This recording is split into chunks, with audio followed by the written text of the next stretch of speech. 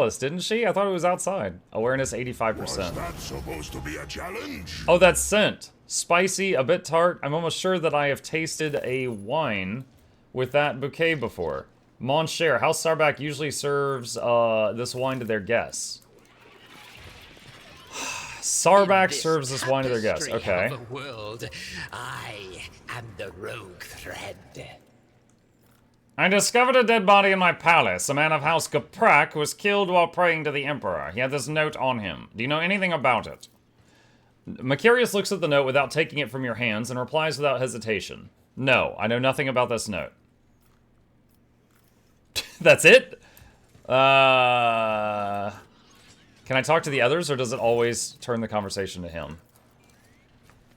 Alright, no matter who you talk to in that group, you're talking to the same person. Okay.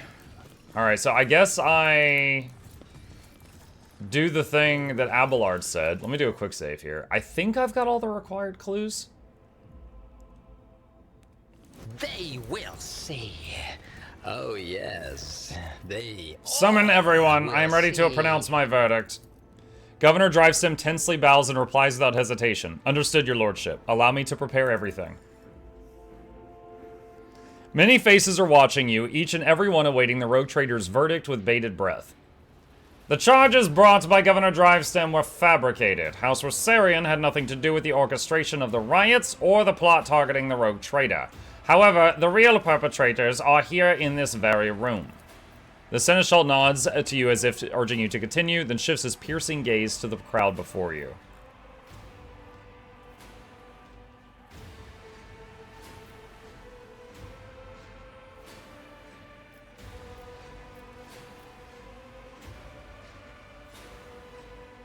Why is it 80% on all of these? I know that House Sarback offered their help to the Gapraks, and the late Halen Gaprak seemed to have accepted the offer. I suspect that you're responsible for his death as well. Success. Sarback furrows his brows and slightly cocks his head. He averts his gaze for the first time, as if trying to remember or make sense of something. You notice some restless movements behind him. Abelard narrows his eyes and scrutinizes Sarback and the retinue standing behind him. His sharp eyes light up when he catches sight of something important and hidden in the crowd. The Seneschal looks at you and nods, as if to say, the puppeteer has given themselves away. Pronounce the verdict. That's it? Okay. In the conspiracy against the rogue trader, I find... The air in the room is frozen with a tense, almost electrified silence. All the nobles, some with fear and others with reverent anticipation, await your verdict.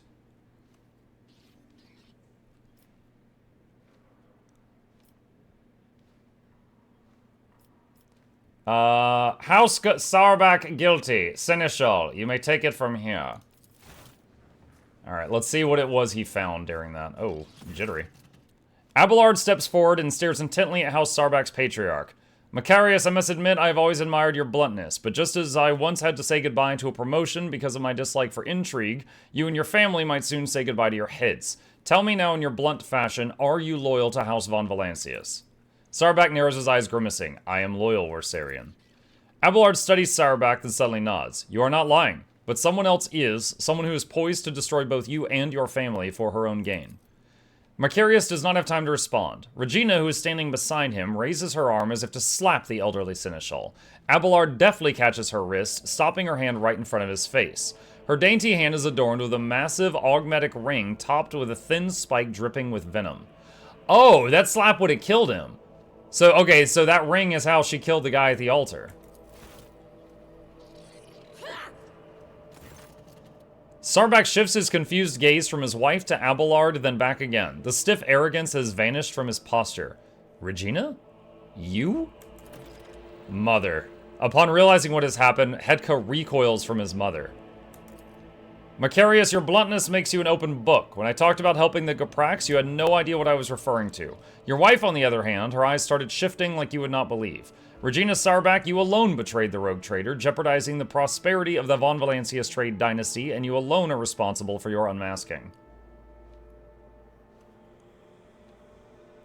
Regina, why would you do this?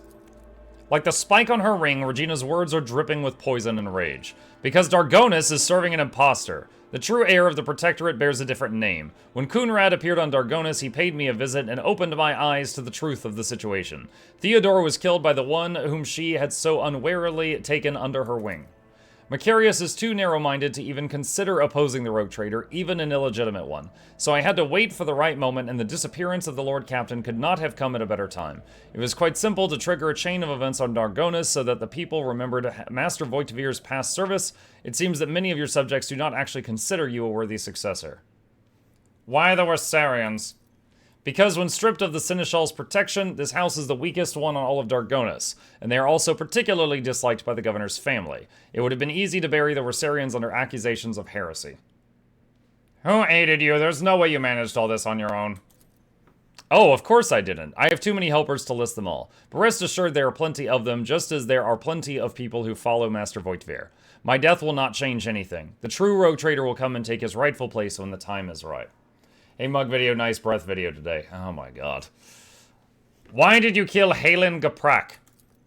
Halen was a good agent, but also a coward. He came to me just before our formidable Rogue Trader arrived. He was ready to confess everything. I suggested that he plead for the Emperor's forgiveness first, and he did grant him mercy, did he not? So she said, pray in front of this altar before you do anything rash, and then she killed him with the ring.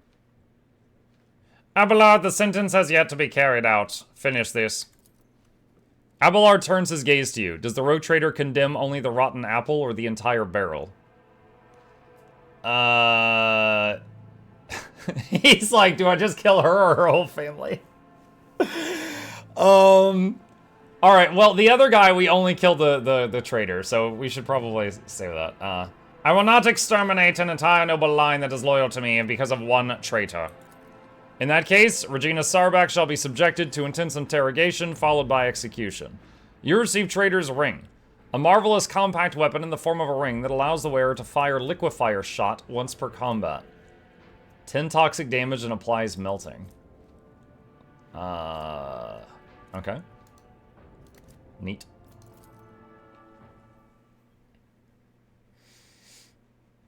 Not Noxy calling you out on how much you breathe in videos. Yeah, note to self, don't breathe next time I'm recording. Oh my god. Seriously.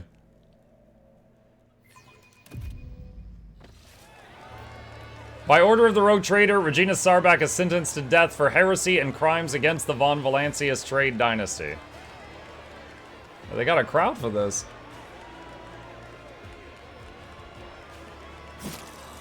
Bro, what? They like, what is this? They strapped her down to a temple and then just killed her with like a table saw? Also, the Adeptus Mechanicus are doing executions? What? Dude, I thought it'd be like a hanging or something.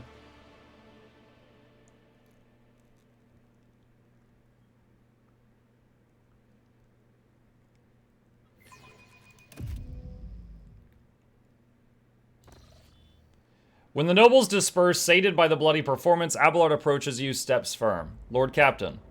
Yeah, the crazy thing about this is literally every family here except the Warsarians had a traitor in it. Continue. You have my thanks. A rogue trader should not waste time on the matters that his servants and trustees can resolve, but in this case, your intervention was necessary. Not just for the sake of my family, but for your trade dynasty as well. Regina Sarbak. Evidently, Kunrad's accomplices continue to plot against your protectorate. I fear we have not heard the last of such scoundrels. Thanks to you, Lord Captain, House Rossarian is saved, although it came close to being wiped out as a result of scheming without and imprudence within. Abelard pauses for a moment, staring off in the distance. Sometimes I think about how much I could teach them. I could ensure that they survive in the future without me.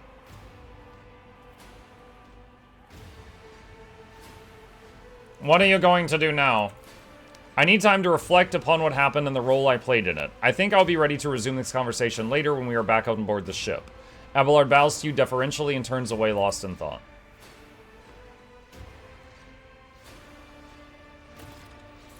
Talk to Abelard on the ship's bridge. Adira. Good old Dargonis. It's boring here without Lady Theodora. She loved to liven up this sleepy little place with a couple of crazy decrees and public floggings of flabbergasted nobles.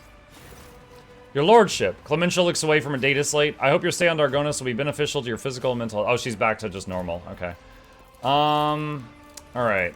Where is... There he is. Alright, so while I'm here, I'm supposed to talk to him about a date with Cabela. Janra's Danrock squares his shoulders as you approach and gives you a dazzling smile. Your lordship, would you like to give the order to begin your enchanting meeting with Mistress Cabela? Let us begin.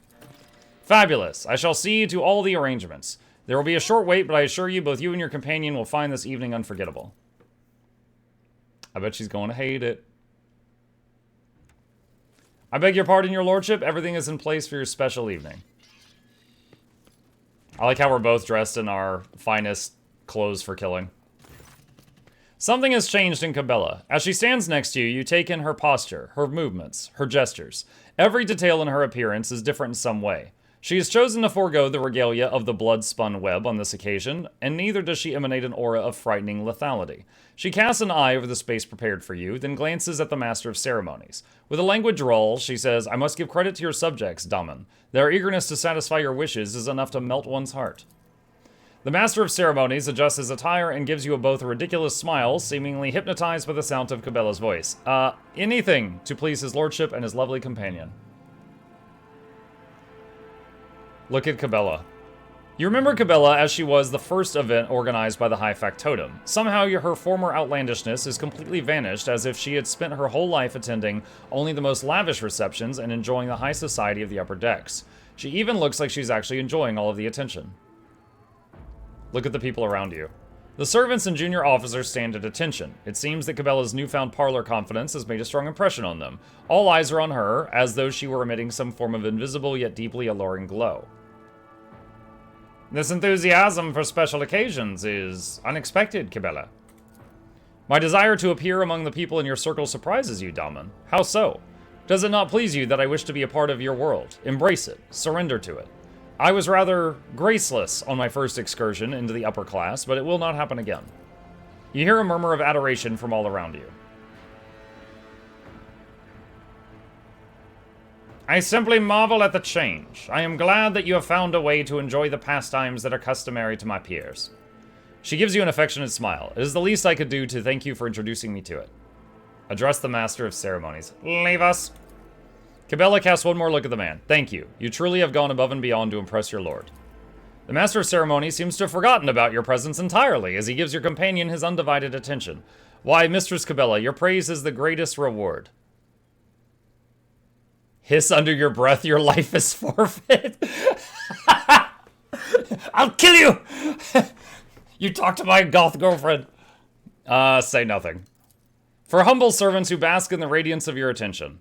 He bows and scrapes before retreating with an overly courteous expression. Cabela casts you a look. Well then, shall we?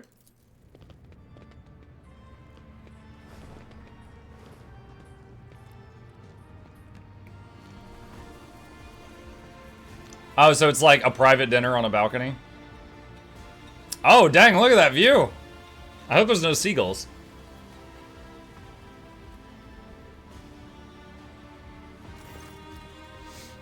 The noise of the hive reaches the balcony as nothing more than a steady hum, like the rumbling of a distant ocean.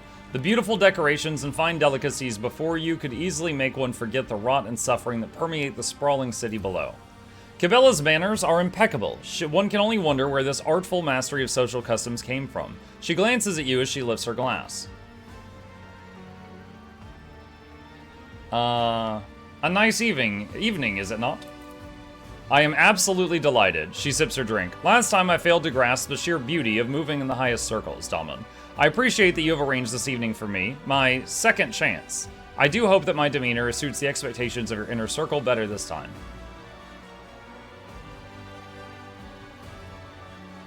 I believe it does, yes. I only hope that you genuinely feel comfortable in this role. Comfort was never something I aspired to learn, or was even taught. It has no bearing on my choice of thread. I was surprised when I heard you had voiced a desire to make another appearance. The better I understand the world you live in, Daman, the better a shadow I can be for you. And the finer blade I can be in the hand of the Undying One's servant.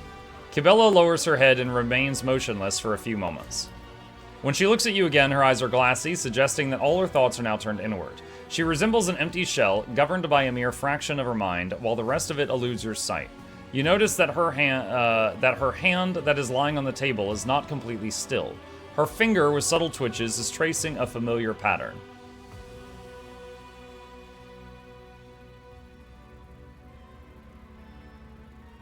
She's doing the labyrinth thing?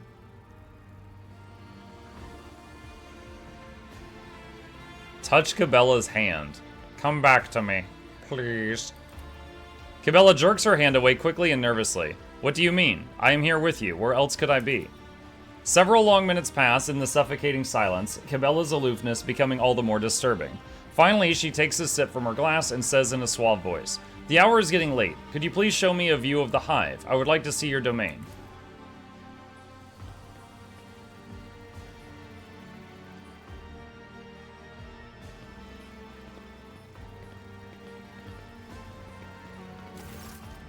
A tangled network of streets and bridges, the main hive spreads far below. The people buzzing about in lit areas seem no larger than gnats at this distance. Cabela stares past the balustrade with wide eyes, seemingly mesmerized by the view, by the great beckoning fall. She leans forward and then clutches the handrail so tightly her knuckles turn white, gasping in wonder.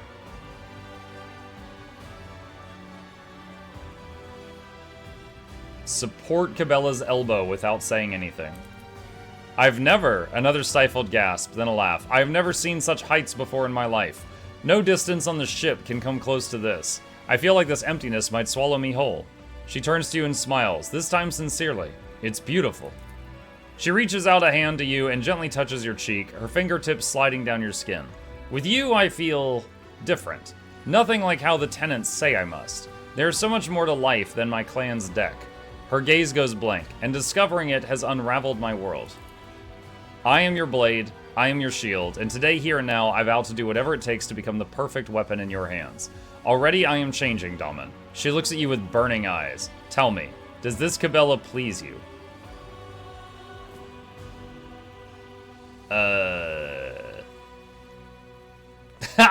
Three is I'm breaking up with you. I will accept you regardless of whom you decide to be. No one can make that decision for you. She lowers her head. It is so strange to hear the Daman give me a choice, and yet I fear that such a choice might burden my soul too heavily in his eyes.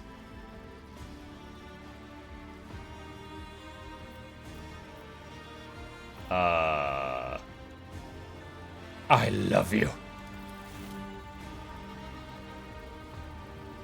Moi.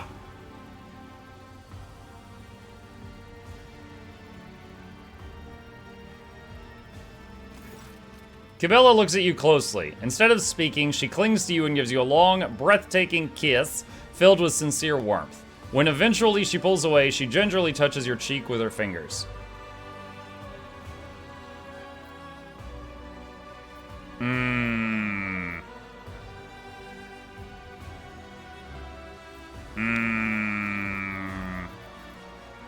I don't know what's the correct answer here. I'm gonna try it. Stay with me tonight. We have the whole palace to ourselves. She pulls you to herself. Let's go. I want to leave this stage overlooking a whole world. I want to be alone with you. To be true with you as never before. Hey! So, sitting on your throne. Oh, now it's voice acted? Cost you your flexibility. That is a welcome discovery. I'm flexible, apparently.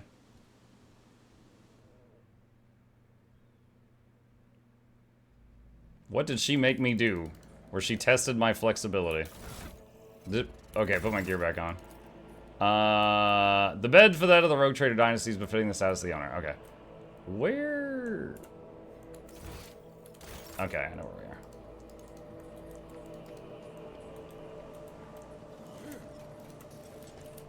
Alright, that was done. You do Pilates? Yep, clearly. Alright, I think we did everything we need to do on Dargonis. We had date night, and we solved the mystery of the thing.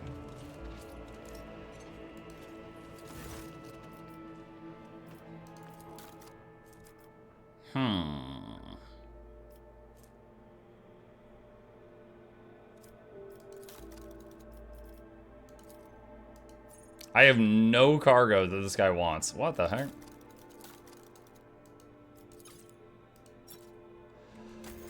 That's unfortunate. I want to trade with him. Alright, to the void ship. Morning, Mugger Chat. Hi, Laura. Plus chip. Sure. There we go.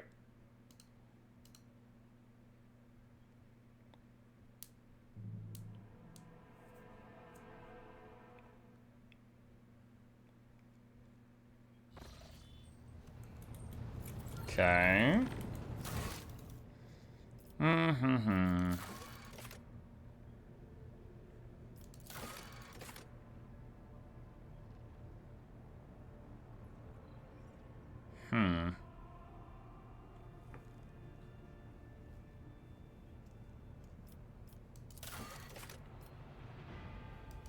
Is there anyone here who wants to buy plasteel?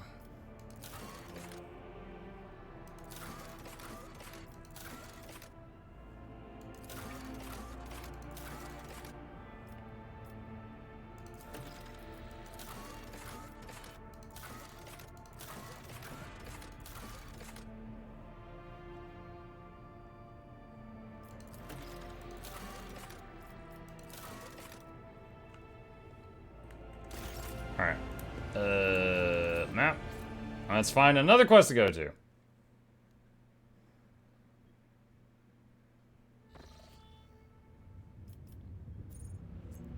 Alright. Big map.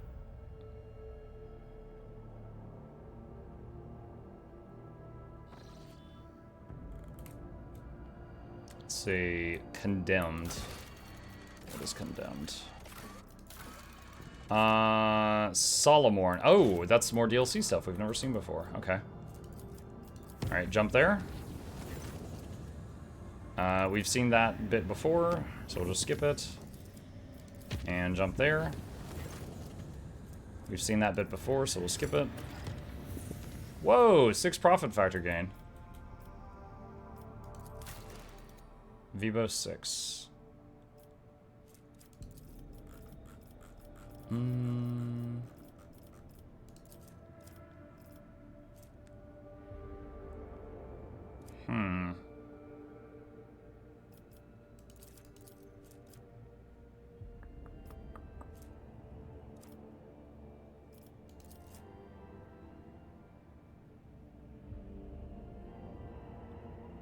Let's see, if I take this, plus all characters during war battles. Plus 20% damage against demons. Plus 20% damage against demons for the whole party. That's huge.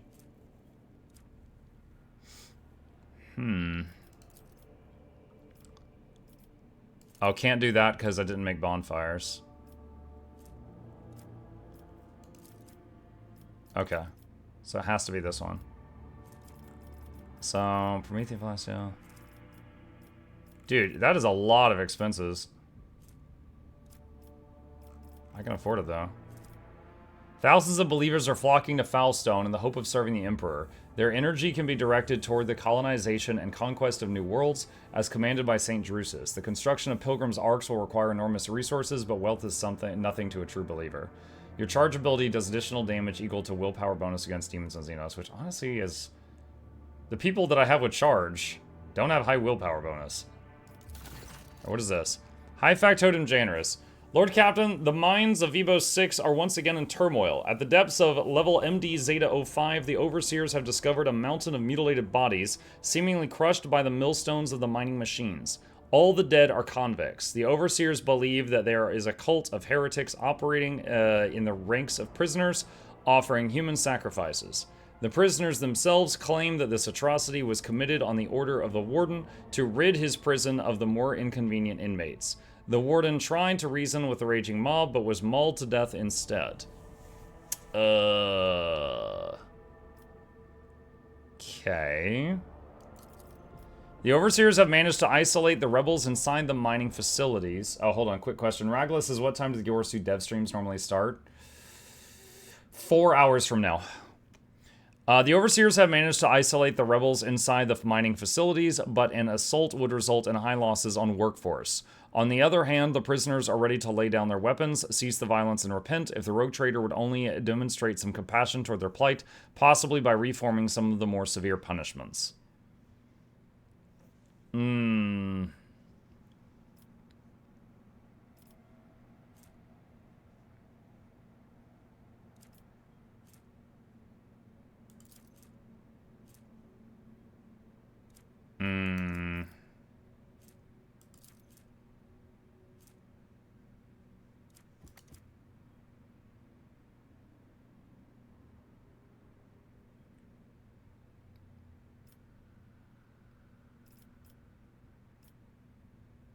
What think you, my officers and advisors?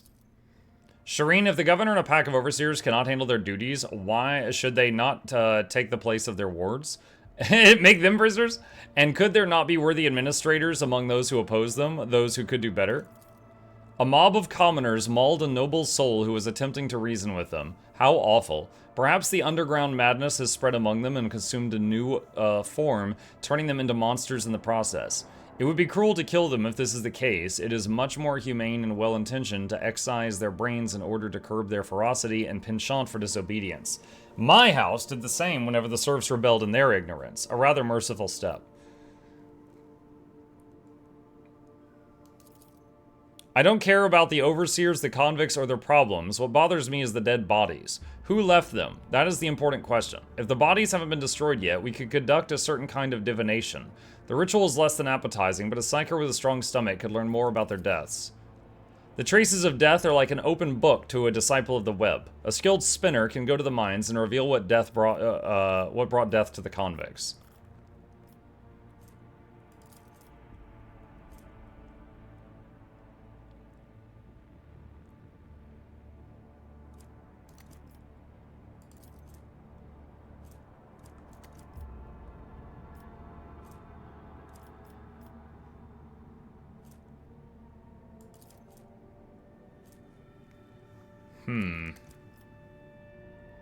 Is it 3% crit chance? Yeah, it is.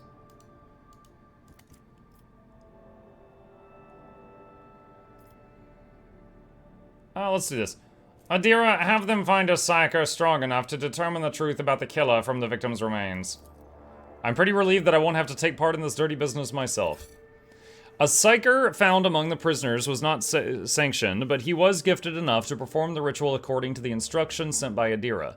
While digging through the intestines of the dead bodies and mumbling to himself, he beheld a dark figure that had committed this vile deed. The vision stripped away his mind, leaving him an incontinent loon. Oh. She didn't tell me that was a risk. Although he was unable to describe it clearly, it was still obvious that the figure was not human. The riot has subsided. Okay. Let's see.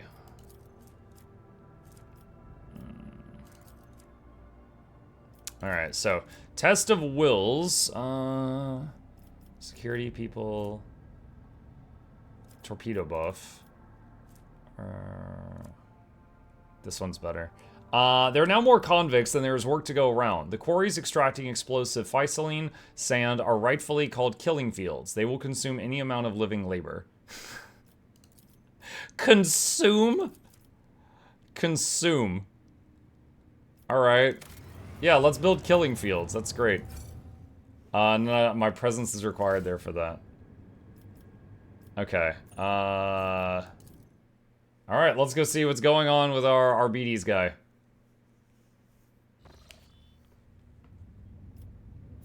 Oh, is he on Phoebos 6?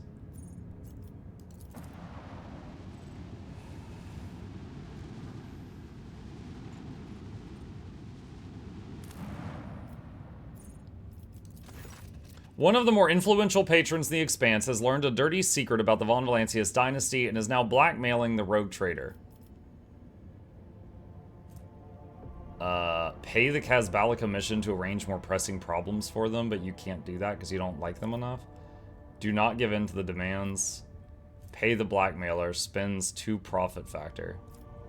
Do not give in. Soon the Expanse is shaken by scandalous evidence proving that Lady Theodora plundered ships and colonies belonging to her rivals. The dynasty's reputation has been sullied.